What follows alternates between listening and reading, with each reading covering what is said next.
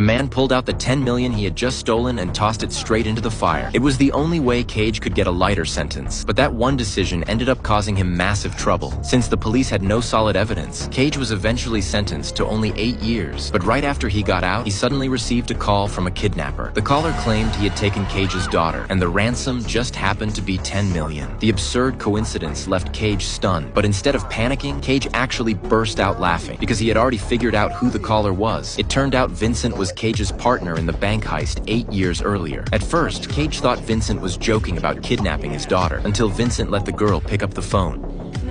Hearing his daughter crying, Cage finally realized how serious the situation was. But the 10 million was already burned, and Vincent believed Cage had kept the money for himself. Vincent threatened that if Cage didn't deliver 10 million within a day, he would hack his daughter to death. What Vincent never expected was that after Cage hung up, he ran straight to the police station. But the chief didn't believe anything he said. Desperate to save his daughter, Cage knocked out 2 officers in the elevator, stole their key cards, and slipped into the records room. Cage knew very well that the only person who still had information on Vincent was Hoyt, the guy who had helped steal the bank money years ago. After confirming Hoyt's exact location, Cage stormed over to him, cursing the whole way.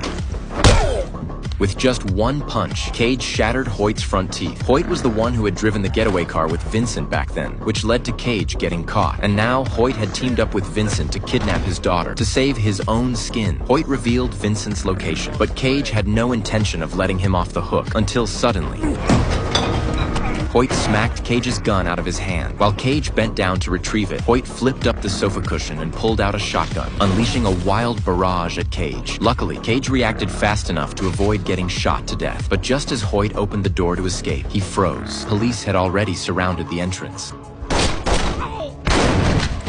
They had been waiting outside the whole time, hoping to swoop in and reap the benefits, but Cage had no intention of letting them arrest him. He jumped from the 4th floor to a neighbor's balcony, and by the time the chief arrived, Cage had already fled the scene. Following the lead Hoyt gave him, Cage tracked down a taxi Vincent supposedly used. But to his surprise, the driver wasn't Vincent at all. After some intense interrogation, Cage learned the vehicle was a cloned cab. With the lead suddenly gone cold, he had no choice but to follow Vincent's demand and come up with 10 million in cash before nightfall. So he went to Anna, an old teammate, planning to rob the same vault again. Anna immediately blew up. Robbing the same bank vault twice was basically suicide. But what shocked Anna even more was Cage saying he didn't need to enter the vault at all to pull off a perfect theft.